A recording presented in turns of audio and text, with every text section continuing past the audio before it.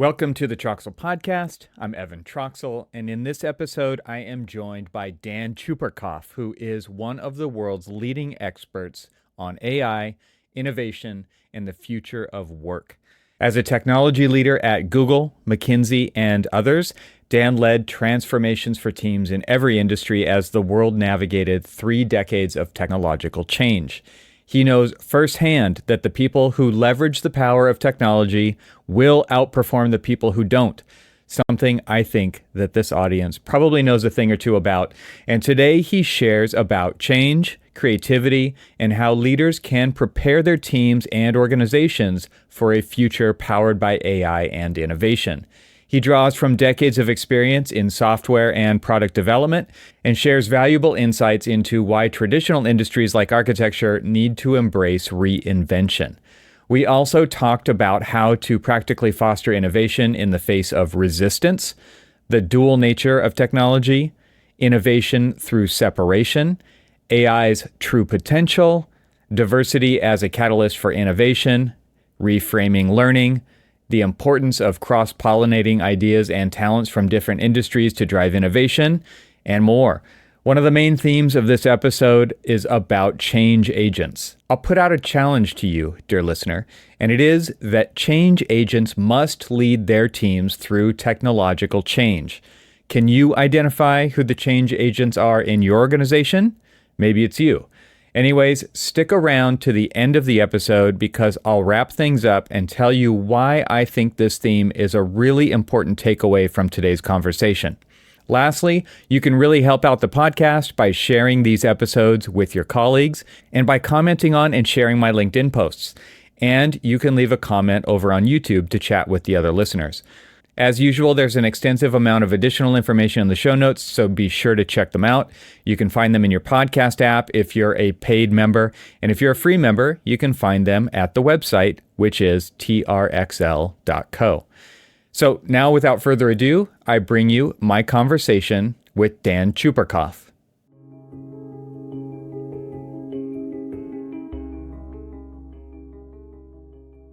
Dan, welcome to the podcast. It's great to have you here. Thanks, Evan. It's great to be here. I'm looking forward to the discussion today.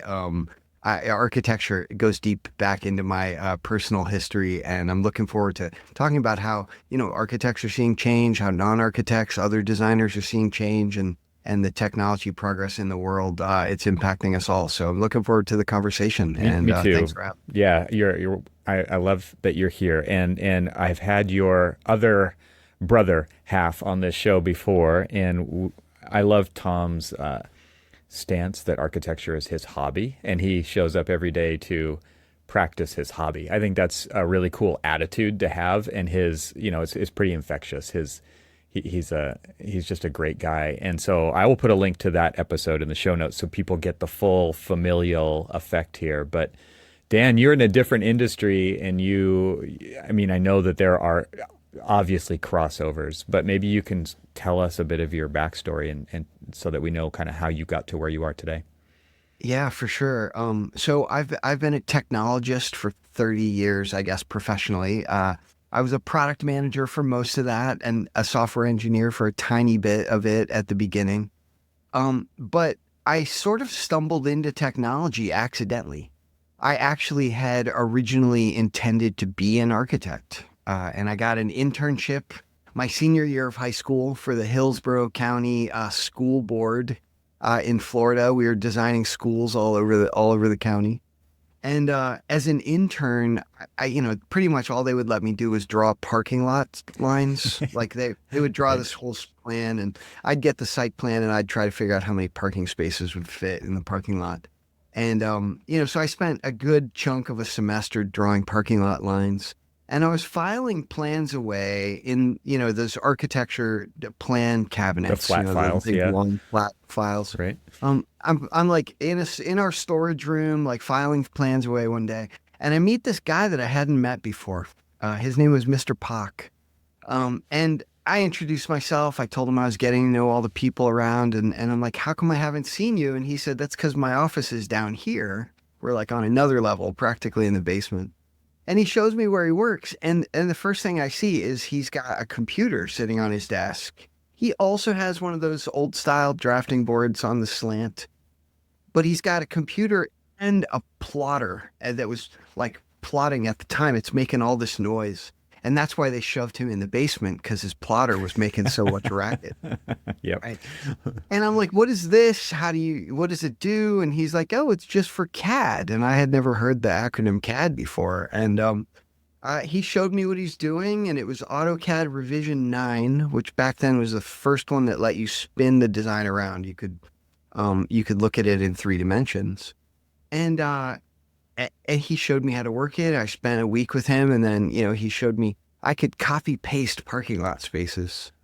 And now we say the words copy paste all the time now, but like in 1986, that was like magic. It still is if you actually think about it, right?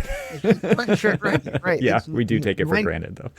Yeah, so I go back upstairs to where my normal desk is, and I finish my project in ink and Mylar. If I make a mistake, I got to tear the whole thing up and start over. And I'm looking around, and all these architects are drawing on Mylar and ink. I'm like, hey, does anyone know about Mr. Pock in the basement? Like, when are we getting more computers? And the architects at the time, they weren't ready for that. They didn't understand that the drawings that came out of that thing would get better. They didn't understand that like the ability to share digital designs, across stakeholders and cities would be dramatically better. And so they for the most part rejected that thing and resisted it. I saw that was going to change the future of architecture, and I changed my major in line with that. Like I want to make software that can do that to all the other industries. Interesting. And so that became, a 35-year-old, love with technology way back then. Wow.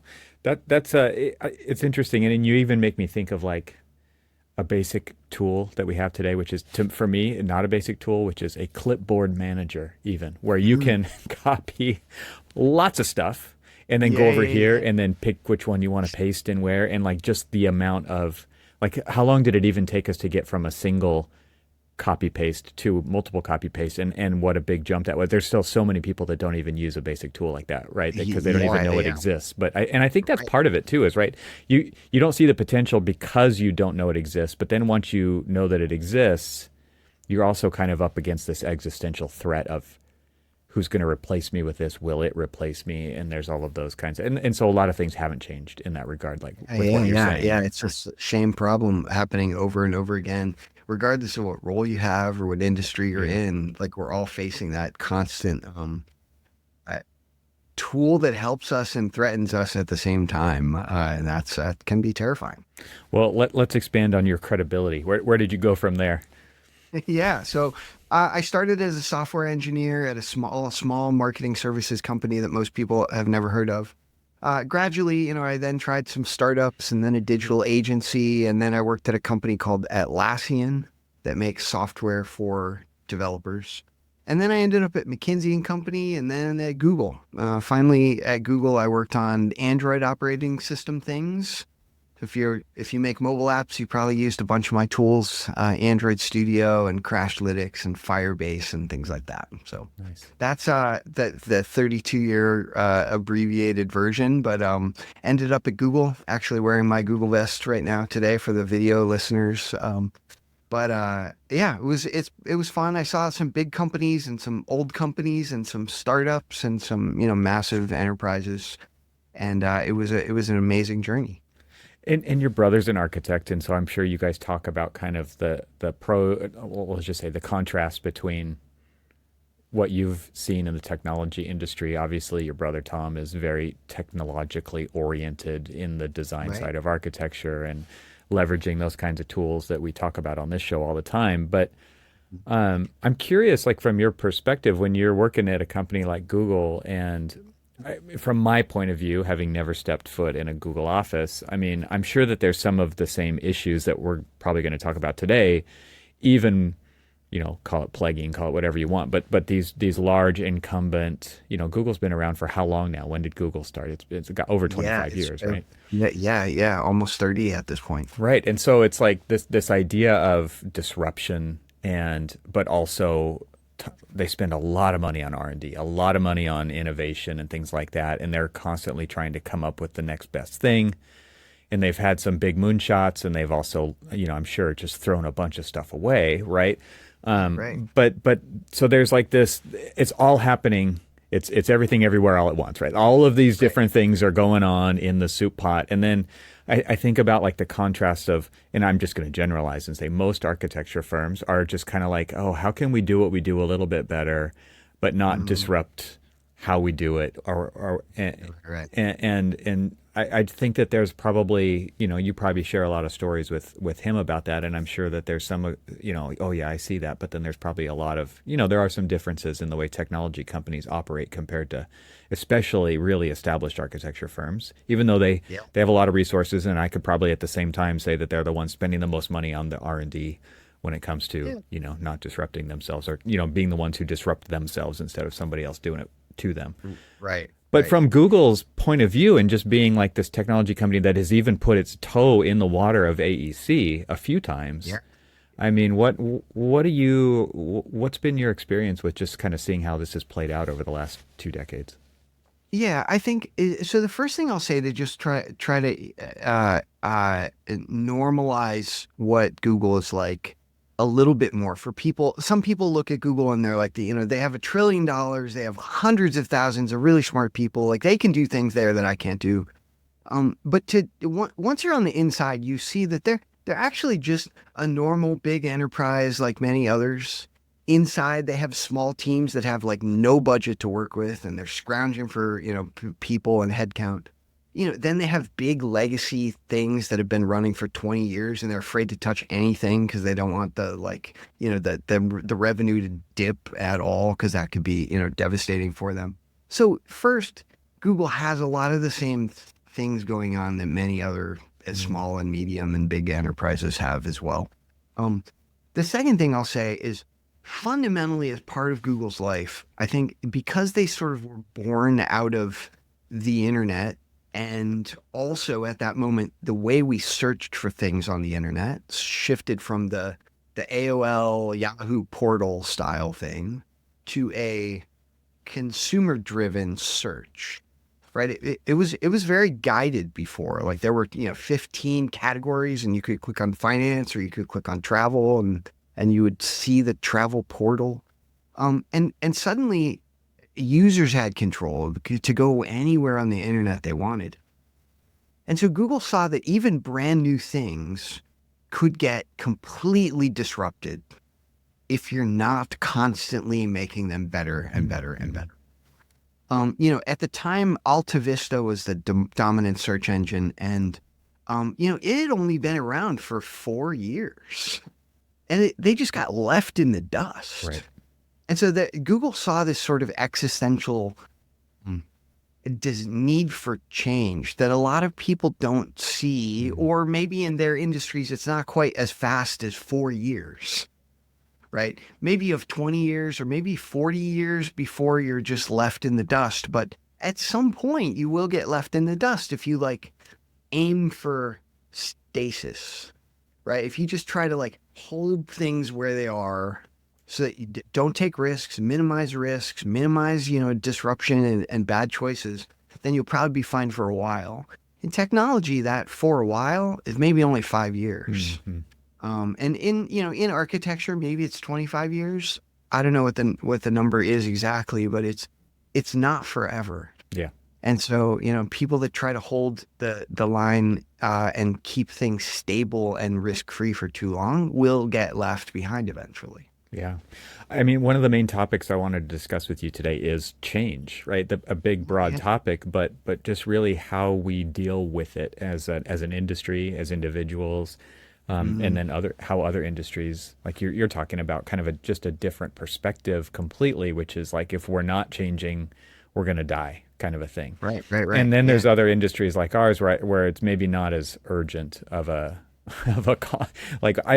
we're not going to die, we're going to be fine, and then it kind of leads to you kind of forget that you needed to look outside and continually kind of survey what's going on, because you're busy, you got deadlines, right? You've got all these things that you've got to do today, and so I mean, Well, I'm curious before we start really getting into the topic of change, Oh, because I think this goes way beyond architecture. I mean, we're seeing it oh with the yeah. government. We're seeing like there's people like it's literally freaking out, but there's also kind of this idea like something actually can't get better until the one that's there is completely broken or dismantled or burned to the ground, right? It's Right. like so Right. so there's all of this kind of floating around in my head too. But maybe you can kind of tell us your new focus since Google, and so we can kind of frame the conversation around your expertise.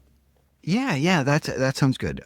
What I started to notice about 2 years ago at Google is, first of all, I liked going to conferences and speaking on a stage to an audience about stuff that I thought about the world.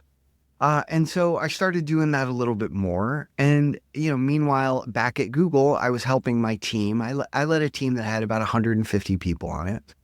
And so I was helping my team navigate change and figure out what new stuff to do and figure out what bad stuff to stop doing. And I sort of realized, hey, the rest of the world needs some of that leadership too. And so if I could combine my love for speaking at conferences with my desire to be a leader of teams in a world of constant change, then I could do my most fun thing and the thing I was best at the same time. And so I quit Google a year and a half ago, and now I just help teams all over the world to navigate new technology changes. And right now that means AI a lot of the time to a lot of the people. So we're talking a lot about AI. But, in 6 more years, we'll be talking about how robots are helping to do stuff, take our trash out or bring us our medicine or whatever they do. And so that, constant technology, revolving door of helpers, assistants, is never going away. And so I just do that now. I'm independent. I have a company called Reinvention Labs, and we're just doing research on, how change is happening in each industry and what that's going to mean for the people that are trying to be successful there. And so that's what I do. And that's what we're kind of going to talk about mostly today, because that's what I do every day. Yeah. Yeah, I mean this idea of change and disruption, I mean these are all kind of words that for a lot of people are super uncomfortable. And then there's others who are super comfortable with it because I mean like your job is to help people get comfortable with it so that they can do something about it, right? Right, And right, I right. think about kind of the pace of innovation, and maybe we can start here is just what have you noticed with the pace of innovation and change just in the last couple of years? Yeah, yeah, yeah. So it definitely, on one side of the argument that the potential changes available to us is growing exponentially and Mm, that's speeding up. But at the same time, the amount of change accepted into organizations is actually throttled because of leadership change out, right? Like a person who is whatever, I'm 55. I'm, my age, I'm a leader at Google or any other organization. I have maybe 8 or 9 years of leadership left in me and then I'm going to retire.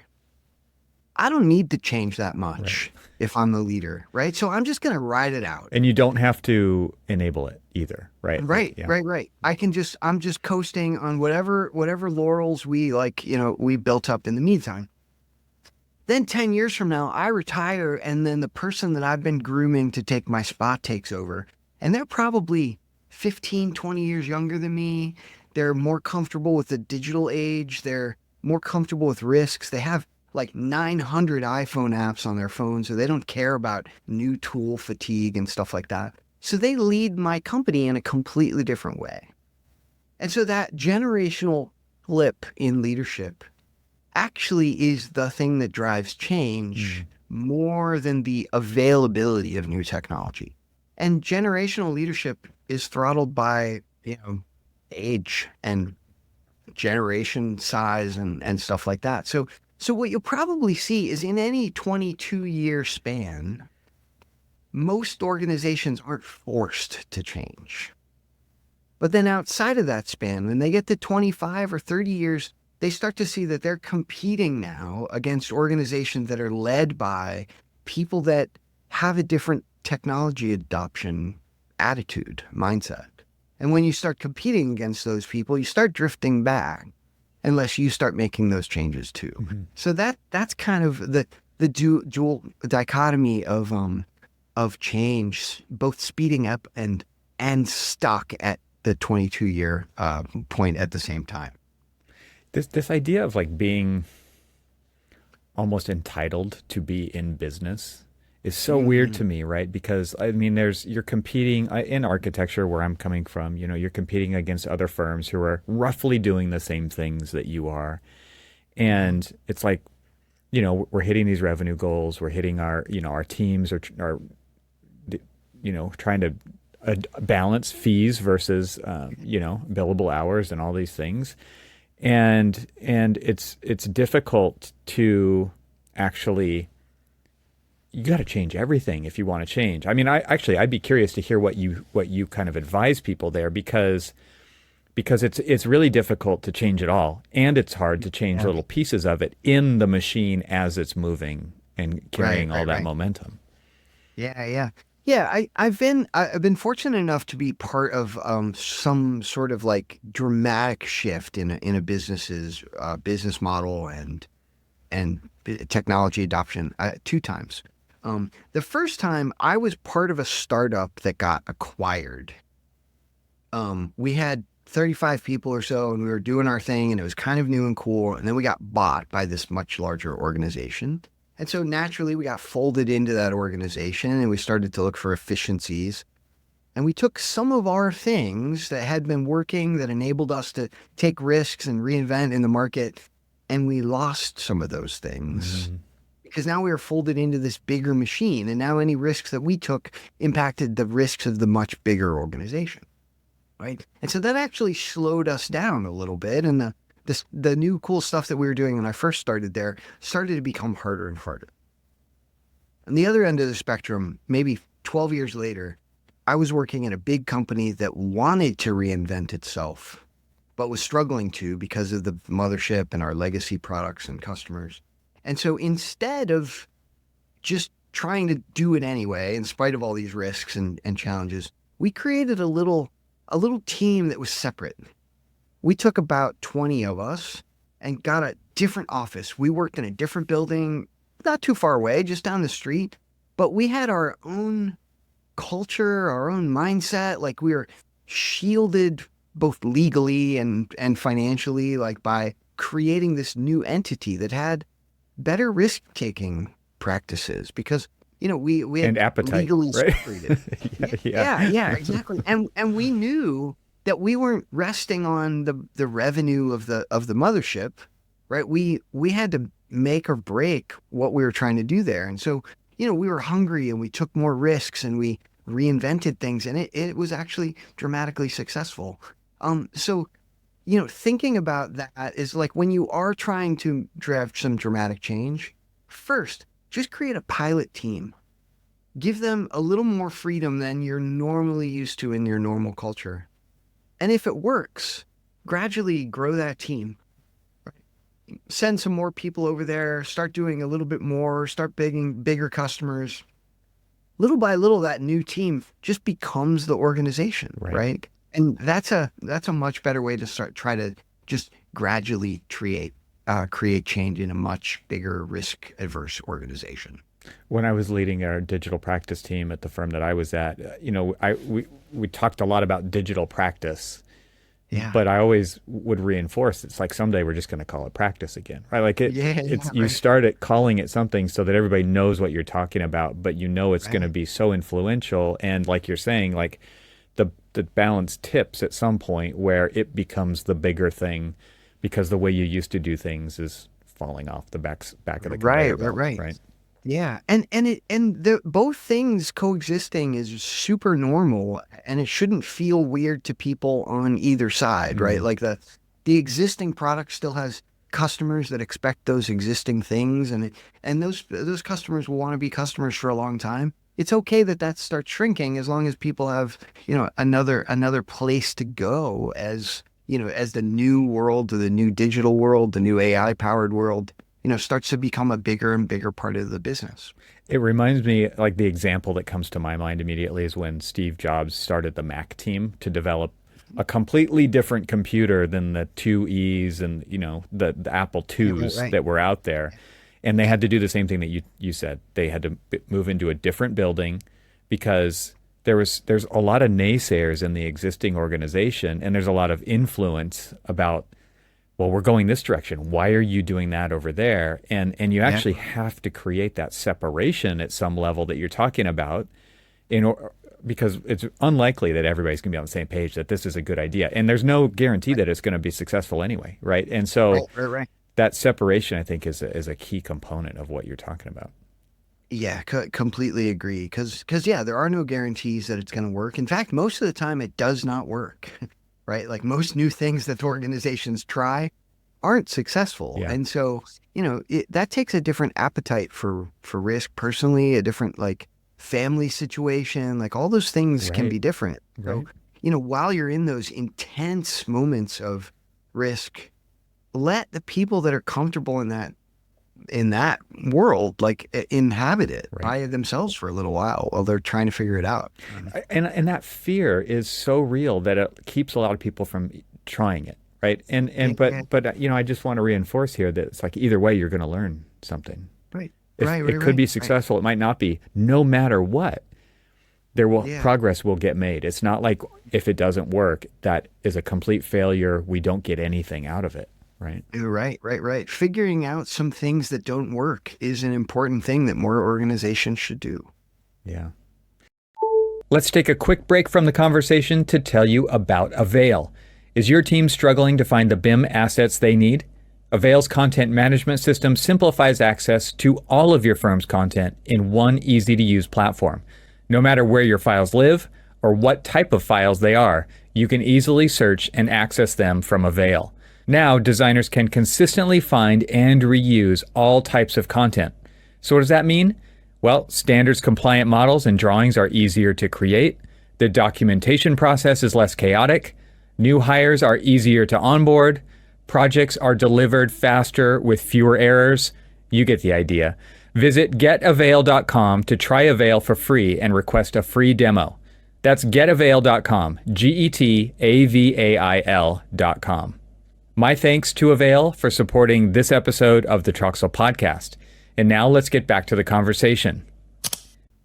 How would an architecture firm, I mean, there definitely are examples of, and I've interviewed people on the show who have done this. Like I think of there's a structural engineering firm, Thornton Tomasetti, who started what they called Core Studio, which grew out of their advanced modeling group. And so it really was kind of like they incubated this thing. But what kinds of advice would you say helps get people in the mindset of okay, I think we've kind of established why that could be important, but then there's the actual how do you do it? And architecture firms are not set up to be incubators. They're not, some of them think like that. They think hackathons and they think incubate ideas and they think turn those into businesses, and they think about it that way, maybe through experience, but a lot of them haven't. So I mean, is there anything that just comes out from you that when you talk to firms like this? Yeah, I think the first thing is even before there's any kind of a formal practice, whether you have an incubator, whether you have like a next generation project team or anything that's formal and getting resources, just supporting the notion of learning some new things or trying some new experiments is the first thing culturally that's important. Before you can do it procedurally and formally with a whole new division of your company, first you have to get people comfortable just trying new things for no reason, right? Like getting a software subscription that you're not sure you need yet, just to start kicking the tires and see if you had this new thing, what would you do with it? Yeah. And most people flip the learning until after the decision was made. Mm-hmm. They're like, okay, we're going to decide to get Revit, and nobody's used it yet, but we had this big committee and they decided that it's worth the $5 million or however much Revit costs. I don't know. A lot. Right. But they make this formal declaration first, and then they give everyone the new tool, and then everybody's thinking there, shit, now I have to learn it. Now it's part of my job. Now on top of my other job. Yeah. Right. Mm-hmm. And so way before that, you need like a sandbox to play in, right? Like get some new tools for a week. Just get the trial and say like, hey, next week is playing around with new tools week, and just let people explore a little bit, or give them, at the company Atlassian that I worked at, we had a $500 a year budget to just buy some software that we thought might be helpful. Like we could get a new trial single person account of whatever we wanted. There was no approval process as long as we were under that cap. And that allowed us to play around with new tools like HubSpot before they were big. Just kick the tires and see like, could this help me do my job better? And the people on the ground, they're the ones that usually know if it can actually do their jobs better. Right. And we It's sometimes not being pulled dictated to them. Yeah. Yeah, exactly. I also think about like the Google example of 20%. I don't know that they still do this, right? But this idea of 20% of your time was used for side projects. Some of those really paid off for them, right? Gmail was an example of one of those projects that somebody was coding, what is it, 1 day a week or whatever. Yeah, exactly. That practice still exists. For those listeners that don't know, Google's 20% time is an informal project or process that just says 1 day a week you're allowed to work on anything you want. It doesn't have to be your formal team. It doesn't have to be the product that you're assigned to. What actually happens is sometimes a person will just take a training class and they're just going to disappear every Wednesday afternoons for a while. Sometimes 4 or 5 people will get together every Friday and say like, hey, we could maybe create a new project here. Do you want to try it? And they'll do that for a while. And you can spend some amount of your time. It's not always 20%. It's not universally applied. But what it is an awareness that learning new things is maybe not just as important as your day job, but more important than your day job. Mm-hmm. And so it's not a distraction from the work. Your work is a distraction from the R&D. Interesting. And because the R&D stuff that you're doing, that's the next 25 years of your company's revenue. Like that's dramatically impactful time. And a lot of people think of it in the opposite way, where it's, it's getting in the way. We don't have time for that. We have customer deliverables and you have to keep your utilization up. Yes. And, all those things are hard. It's the first time I've ever heard that being mentioned. So I'm really glad that you mentioned it. And I'm also curious if you could kind of expand on expectations around these side projects, because I think a lot of times it's like, well, if every single person who participates doesn't bring something back to us that was quote unquote worth it, then they get cut off and somebody else needs to. But I don't think it was like that. I mean, tell me how it worked. Yeah, it's certainly if you're spending if you're spending money that isn't time at Google on a 20% project, for instance, you and me, we start a new startup and we have servers running now and we have users logging into some product that we're not even charging for. We're starting to consume organization money at that point. Mm-hmm. And so that's fine as long as we have a monetization plan. And as long as our user adoption is growing and those people are referring new people in and we have organic adoption, and that demonstrates that the product that we built has value.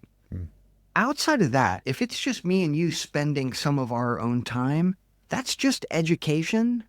And there's not a great way of measuring that education made you smarter or didn't. The ROI. So, yeah, right. But Google has a sort of, empowering trust approach to measuring that. And if you're doing stuff that you feel like is making you better, and you always have to explain it to your boss and, talk to your boss about what you're doing and what you're getting out of it. And so as long as you can confidently have that conversation, then you can get a little autonomy to try and learn new things. So that's, I think, the two sides of that. If you're spending money, there has to be real, demonstrable customer growth.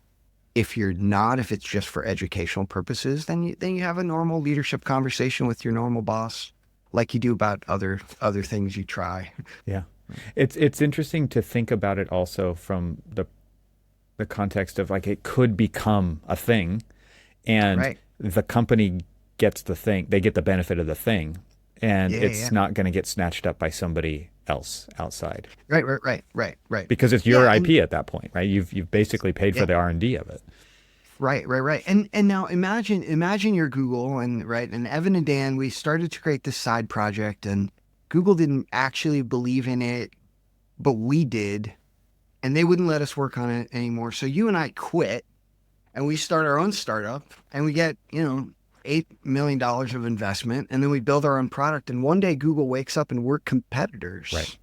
Right. And so invest in your own people because they'll invest Somebody in else them. will if they if they have the chance. Yeah. Right. I just don't see that this kind of idea is really taking hold in the architect or AEC industry, right? And I a lot of it comes from where we've come from and how we've always operated, but also it's just not like the way that we're taught to think about our companies as design problems or even as an employee about how you would think about contributing to your company and making the argument to do that. Yeah, it's I think one of the things we'll talk a little bit more about like creativity and technology and the AI revolution and what that's going to do. But like one of the things that makes me optimistic about the problem that you just observed is as we start using technology to propagate our design productivity, to help us do more things, help us do things faster, help us make more complex designs, more levels of detail for those designs.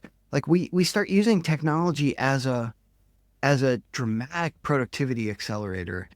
Then we actually start becoming technology companies. And the things that you're doing that take new tool adoption and take experimentation and educational experiments, those things all start to look just like it looked inside of Google or inside of any other software startup I've worked.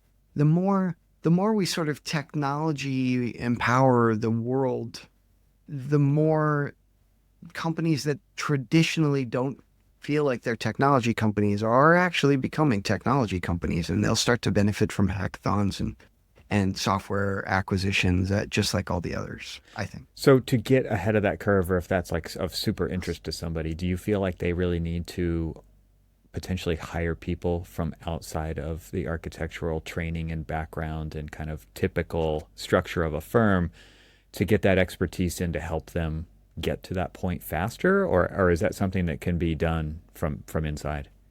I think it should probably be done both ways, right? I think you should cross-pollinate with technologists or scientists or mathematicians or artists from other industries because those people will have done some experiments that you haven't done.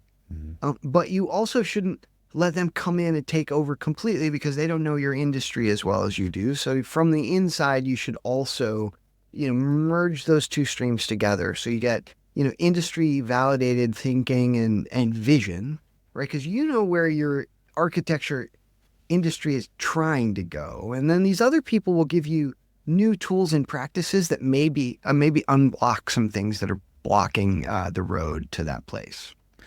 There's an example that came to my mind when you were saying that, which was there was like a healthcare studio, and the healthcare studio really, really, really wanted to only hire healthcare architects. And I get that, right? Like there's an efficiency there, there's experience there, and so therefore you can maybe get a better product than you're used to producing, maybe faster.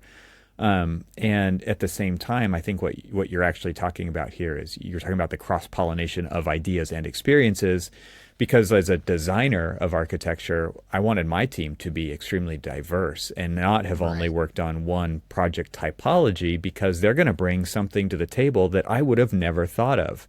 And there's kind of a bit of a battle in those two different ways of thinking, and I think that's probably going on all over the place. Yeah, I 100% agree that it is. I think if you're doing work that's really close to the same every time, and you're trying to get it done faster and cheaper, and maybe incrementally better, then getting people that have done that thing over and over again is the best way to do that. But if you're trying to do something brand new some of your like legacy experience gets in the way of reinventing the way you do those things. And so, bring somebody in that's only worked on, I don't know, schools instead of hospitals, or the other way's easier for me to imagine, right? Somebody that's designed emergency rooms thinks about efficiency of room movement and moving patients in and out and cleanliness in ways that like other architects don't know.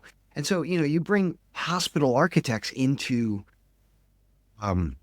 auto mechanic architecture, right?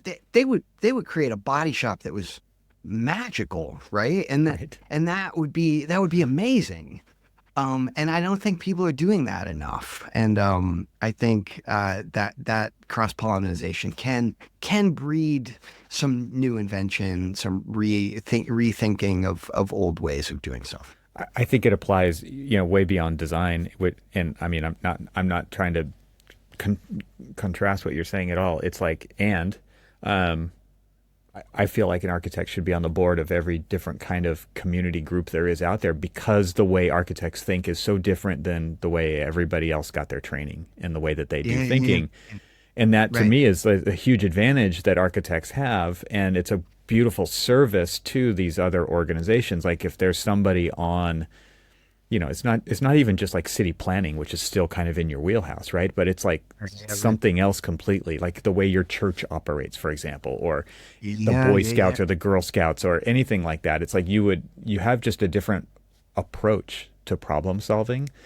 And I think we could, as architects, could do the same, right? We could get as much out of that as we could give to it in another context by bringing in the kinds of people that you're talking about who have just this very big difference in experience. Yeah. Totally agree. Generally, diverse thinking, it often unlocks new ideas that wouldn't have been there before. Mm-hmm. And that diversity can be, the kind of cross-industry diversity. It can also sometimes just be age diversity. Like bring a brand new person in, like letting an intern sit in your board meeting for a while and just talk, what do you think? Right? As a person that grew up with an iPhone in your pocket as a, 22-year-old, what do you think about how you navigate spaces, how you solve problems? That unlocks whole new ways of thinking sometimes. And so, there's a lot of use of the word diversity a lot of the time right now, but most people don't think about it in the way of cross-industry diversity or cross-generational diversity. We're not doing that as much as I think we could. The typical mindset is like that the young people are gonna learn from the old people, but it's also that is bi-directional in this example, right? It's I'm sure I've brought this up on the podcast before, but there's a thing I've heard of, and somebody can fact check me on this, but it's like this Japanese corporate meeting culture, which is the youngest people, so the interns, for example, get to do all the speaking in the meeting first. And it's because then they're not going to go against what somebody who's been there for a long time is going to say, because they don't know what they're going to say. And so there's as long as they have this, they feel safe enough to share and not get stepped on by doing it, right? This is used as a tool by the older generations who run these companies to get new ideas and make it a safe place to do that. And so you kind of need all that for that to actually work, right? Because otherwise it's only going to work the first time, and then somebody's going to get stepped on and they're like, I'm never going to talk again in these meetings because, right, I just got smashed. That didn't work out very well for me. But I thought that was a really interesting kind of strategy and how to unlock those kinds of interactions in those meetings. Yeah, completely agree. I hadn't actually heard that before, but I love that analogy. And I don't know if it's true again, but if it isn't, we should all do that. Yeah, it's totally great. Let's take a short break from the conversation to invite you to join the most influential technology leaders in the AEC industry at Confluence. Composed of in-person events and a podcast co-hosted by yours truly, Confluence is designed to foster conversations between AEC firms and technology companies so they can learn, share, and engage with each other to support industry innovation. Software company AVAIL, which creates content management solutions for the AEC industry, started hosting Confluence events in 2019 to understand what firms are needing, wanting, and thinking around technology. To learn more about Confluence, explore upcoming events, and listen to podcast episodes, go to confluence.getavail.com. My thanks to Confluence for supporting this episode of the Troxel Podcast. And now, let's get back to the conversation. One thing I wanted to talk about with you is just kind of the reason I wanted to go into kind of the pace of change was because, I think that we're seeing that behaviors, workflows, skills that were relevant just a few years ago maybe aren't as relevant or just aren't as needed now. Yeah. And I mean, you have a huge focus on what's going on with AI, and you're really keeping your fingers on the pulse in that. And that's where we're seeing a lot of this disruption.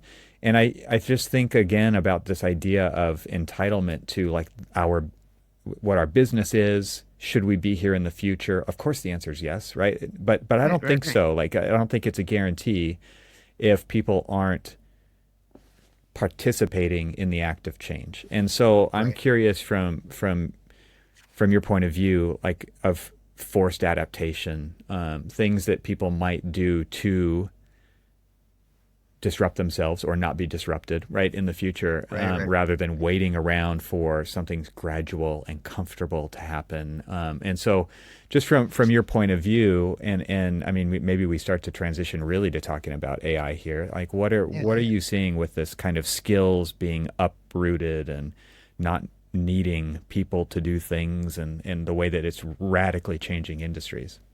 Right. Yeah. So first I'll say I'm very optimistic that there are some things that AI is never going to be able to do. AI is very constrained by the training data that we feed it. And there are that because of that, it kind of only knows the commodity kinds of things about the world. The things that lots and lots of people know and talk about publicly, or at least in places that have been scraped. And it's a small set of the stuff that we actually use to make decisions. So I think that AI will always struggle to do real problem solving. When you decide on the right solution to a problem, you're doing that with context in your head.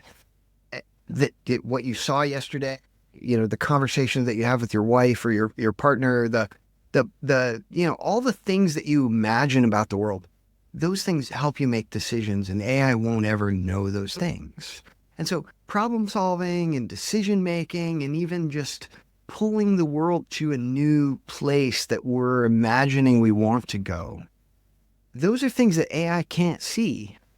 And so the kinds of things that we do as people are first process stuff. We do things over and over again. We get tasks done.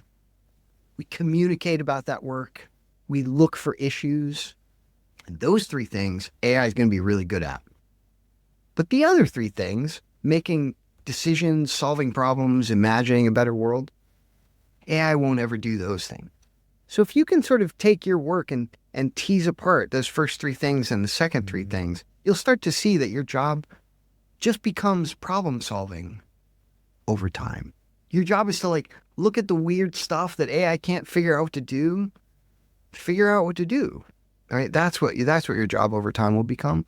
And I think that will exist forever. I think we'll always have safe, secure places as people in any industry, as long as we adapt what we do and give away some of the commodity stuff that AI is better at than us.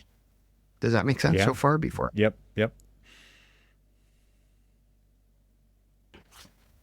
I think the second thing I will say about it is, in most cases, when we look at some of the big technology things we got, phones were mostly mobile and app driven or mobile browsing now in the world. It's only been really 10, 12 years since we started that transition, and all of us became mobile capable fairly quickly. The internet, completely changed the way we looked for and shared information. After 10 years or so, we all became great at internet stuff. Um, that will also happen with AI. We'll probably just gradually start embracing it. And 10 years from now, we'll say, okay, well, yeah, AI stuff is that's just how we get information now. I don't read long papers anymore. I just read the digest from my AI assistant. So that change will happen sort of slowly and gradually. So it shouldn't freak people out because you will have some, ramp toward that happening. But now if you resist it, right, and you try to say, but yeah, but the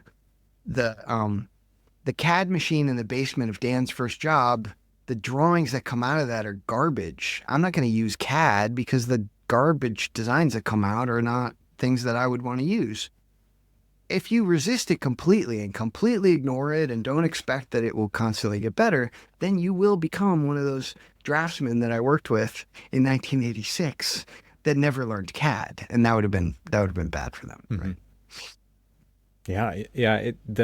This idea, though, I think is exacerbated by the constant fire hose of news, right? Of you've got to do this right now. And so I'm curious from your perspective, like, how can you get by without having to really like dive in and become a deep committer to this kind of stuff? Like, what do you feel like is the best way to kind of experience that ramp that you're talking about?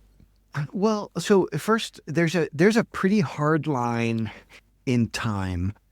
November 2022, that's when ChatGPT first came out, right? And if you were in school in November of 2022, all of a sudden everyone said, hey, just put your homework in ChatGPT. You'll be amazed. Yeah. Students are always looking for the shortcut too, right? Like there's so much incentive to do so. Yeah. Right. Yes, exactly. So if you are what I don't know what age that maybe makes you, 24 or younger. So you were in school on the ChatGPT day. All of a sudden you use ChatGPT for everything. There's no going back. Like you put every email in there, every social post, every article you write for the blog, every book you write, like you just use it. And so that age is entering the workforce. Those people are your coworkers, they're your competitors, and those people are AI powered already, full stop. Yeah. And so first, you don't have to go all the way there. You don't have to put every, design into some AI powered design assessment tool, but start dabbling with it, because one day you're going to wake up and your customers will choose not to award you an RFP, and you're going to find out it's because they went with this other team, and that other team is using some AI thing that you're not using. And so, you don't really need to change until your customers are picking the other people. That's when you have to. Yeah. And so anticipate that that's coming and start dabbling. Start playing around with it, start figuring out, what it could do for you, what you trust and what you don't trust. Start hiring some people that are 24 or younger and asking them what they think, what they do with it, and start the exploration. The next 5 years it's going to be an interesting flip. It'll be the fastest technology adoption, I think, that we've ever seen. Yeah, that's an interesting graph to track, right? Because it was like, I think that there was a graph that showed like the telephone and adoption of the telephones in houses, right? Landline telephones versus like the cell phone. And I think the cell phone was like a tenth of the time, because it was like 50 years of adoption for landline telephony, and then you've got cell phones, and I mean, this is before smartphones, quote unquote smartphones, right? Like this was just like Nokia, right? Everybody had a Nokia pretty fast, and that was 2000. I don't know. That was a long time ago, right? Probably even before that. I mean, the Matrix 1999 had the cool slide out Nokia. Neo had that, and it was like cutting edge tech at that point, right? And you think about how fast, like AI. Since you said 2022, right? November, the end of 2022 is when ChatGPT rolled out, and now look at where it is, and it's the beginning of 2025, right?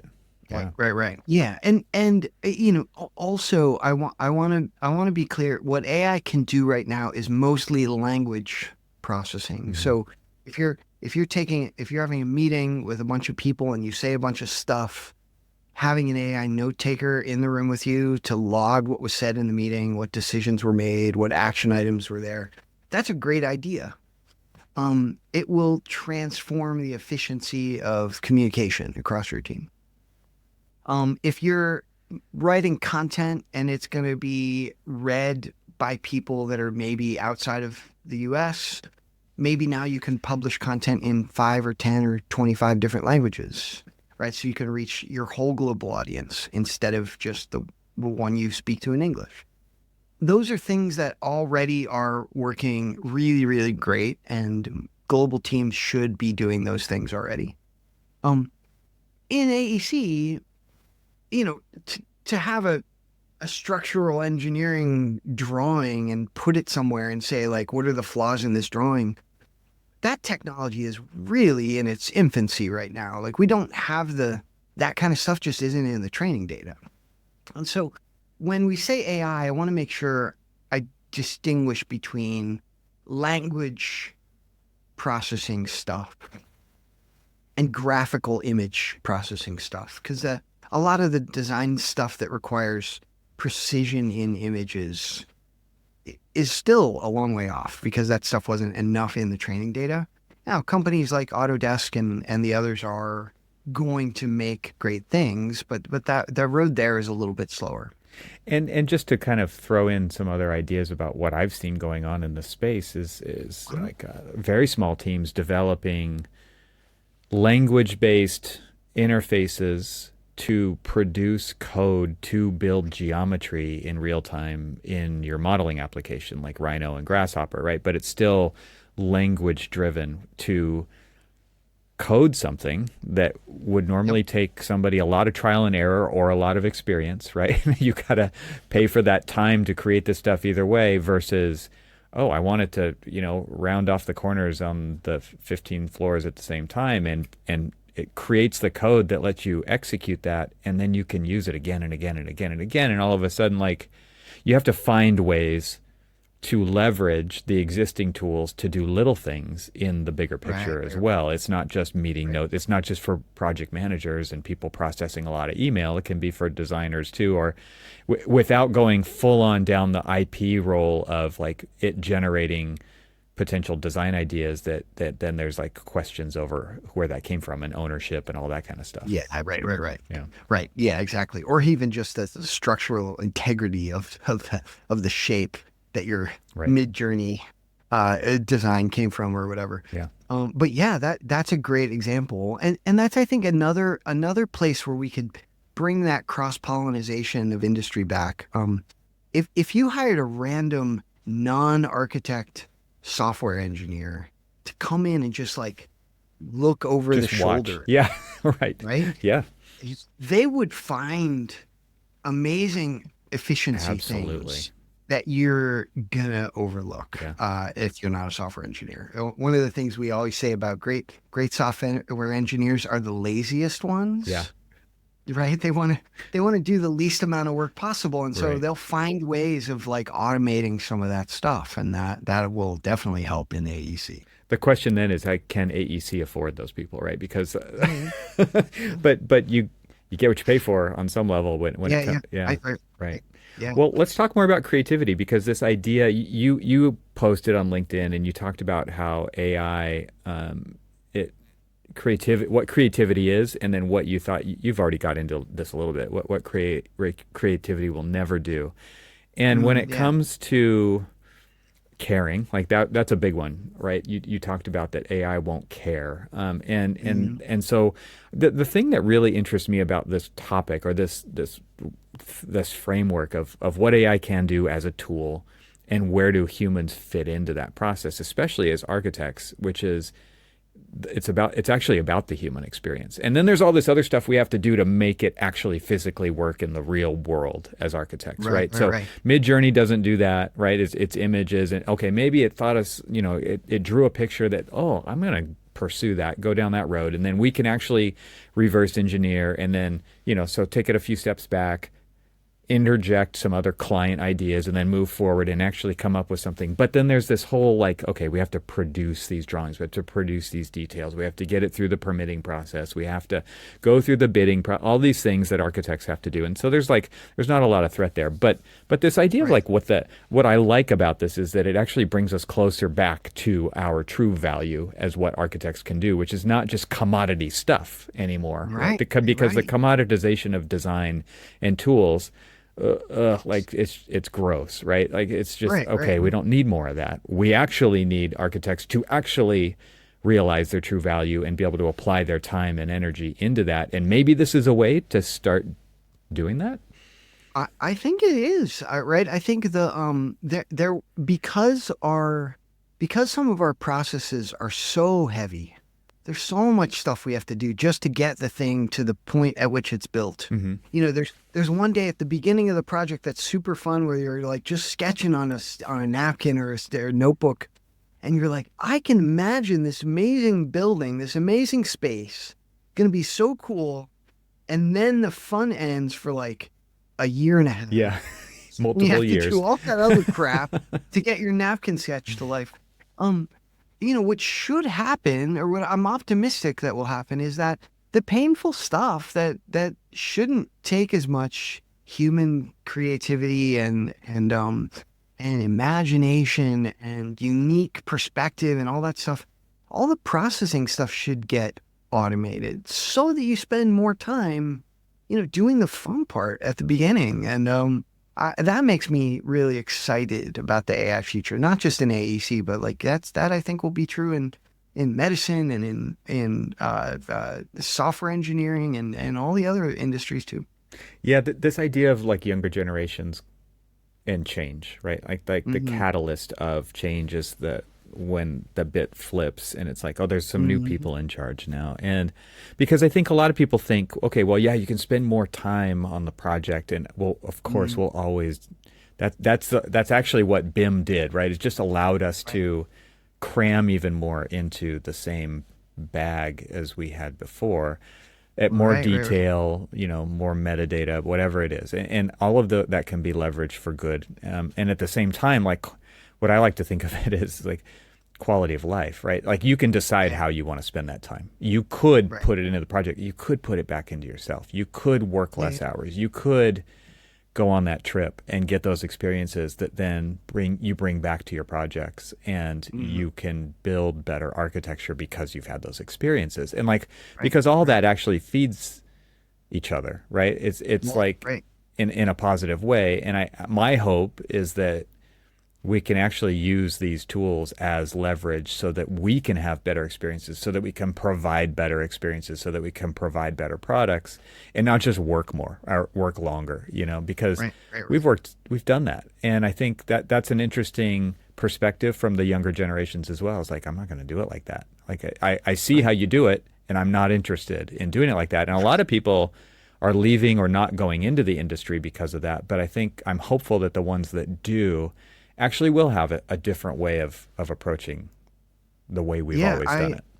I completely agree with that. I'm the parent of 3 sons. I have a 30-year-old and then 2 23-year-olds. And they're, as they come into the workforce now, they have a completely different mindset, right? Mm-hmm. They're not trying to work, their butt off for 50 years to get a gold watch and a pension. That's not their view of the world anymore. And they're going to approach work in a different way. They're going to find efficiencies in their own work and then split the dividends with their organization, right? Where they got some efficiency. So now I get a little bit more vacation time, and I can also do a little bit more work for your stakeholders. But then the dynamic has flipped for sure for some people younger in the workforce. Yeah. Well, I'm hopeful in that way for sure. I'm just curious, maybe wrapping up here, what you're most excited about or what you think maybe the biggest takeaways are. I'm sure even in the year and a half since you haven't been at Google, things have changed pretty radically. And so what I'm not looking for here is like you've even experienced this, right, with a year and a half of like how fast things Mhm. are moving, and so there's a lot of stuff that you probably even told people a year and a half ago that doesn't apply anymore, and so I'm trying to Yeah, avoid a yeah, yeah. little bit of that. But like bigger picture, what do you think some of the takeaways are from this kind of, I think you know, I think one of the things that excites me the most is the ability for AI to help us communicate across language barriers more than we can right now. mm, Um, you know, a lot of the global economy transacts in English right now because it's the one language that lots of people know, and that's a little bit broken. There are 6 billion people that don't speak English at all, and those people can't read most textbooks that were written. They can't watch most YouTube videos. They can't like join most enterprises because they don't know how to understand the words that are being spoken. I think AI translation is going to democratize access to information in the world in ways that are super interesting. kind of like the It'll internet enable, did, right? yeah, yeah, yeah, Yeah. yeah, yeah. We'll probably in the next year have a toggle on our computer that lets us just flip the language that we hear and read when we get messages or when we join meetings. If we want to speak Mandarin, we're going to speak Mandarin, and everyone else will get English or Spanish or In real German. time. They like in real time, Yeah. yeah. Like those things already work in Teams.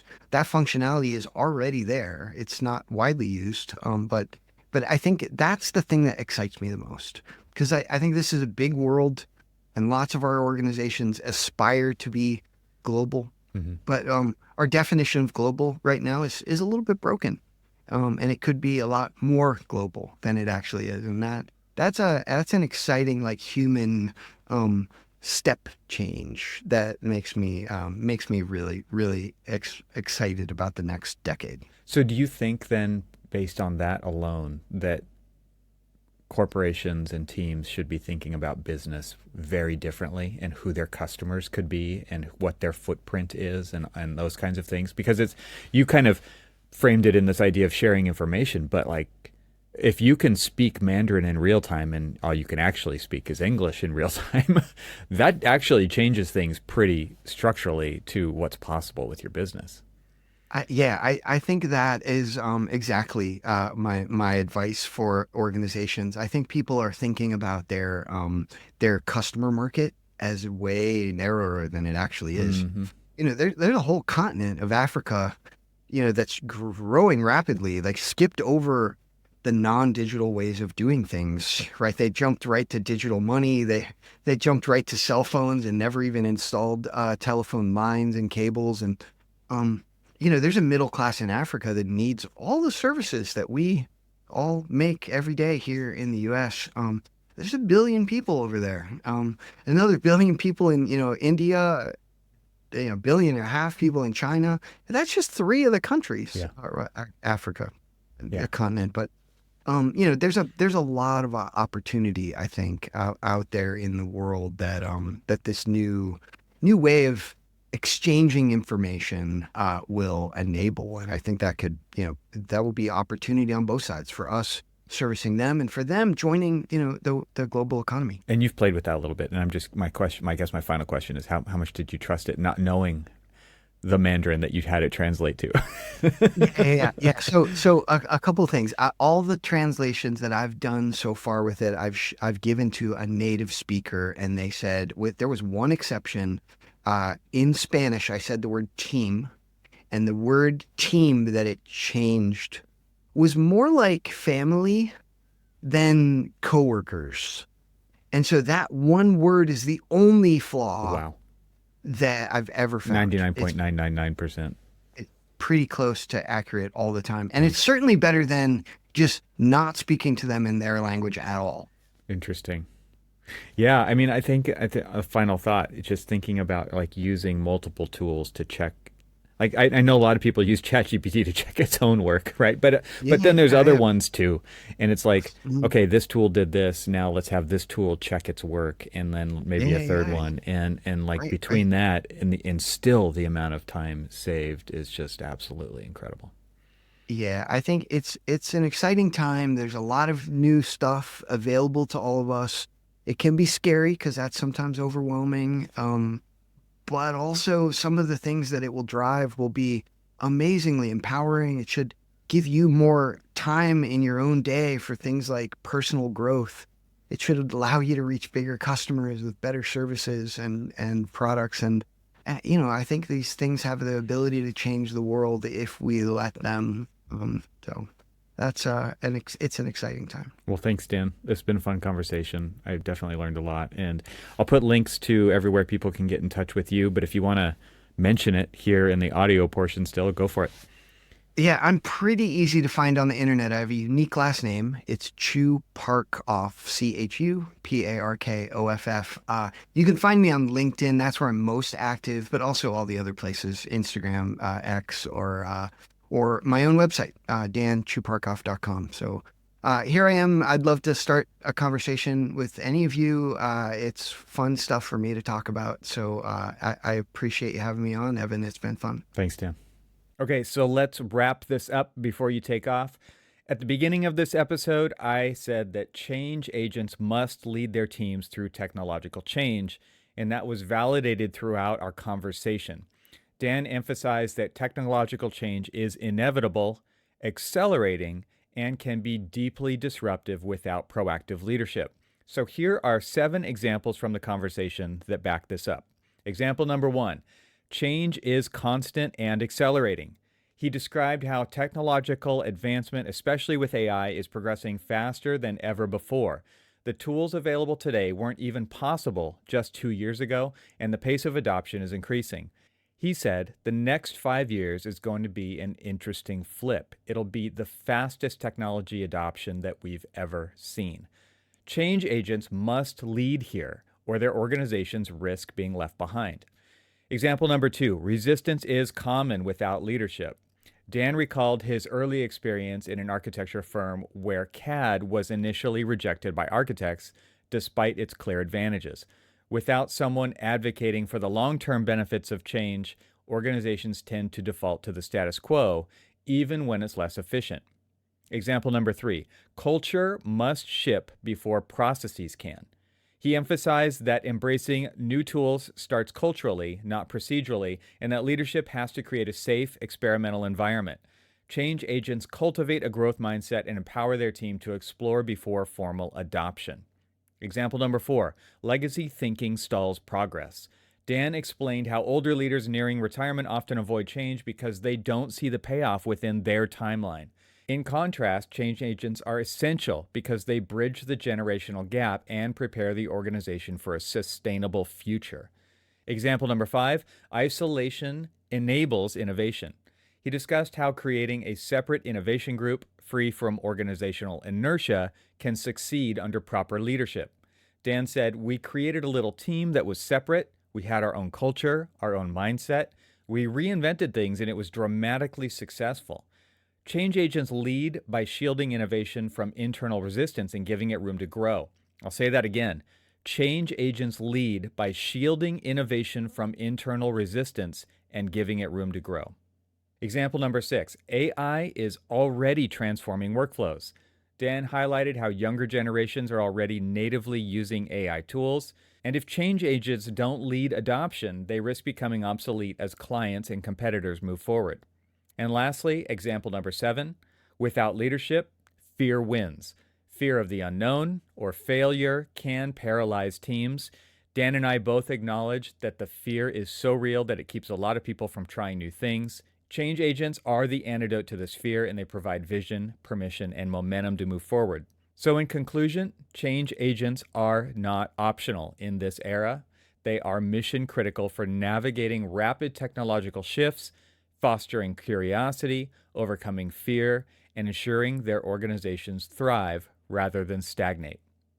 That's it. Thanks for listening, and I'll see you in the next episode. Thanks to our sponsors, and thanks to our members this week. Find out how you can become a member at trxl.co, and I'll talk to you again next week.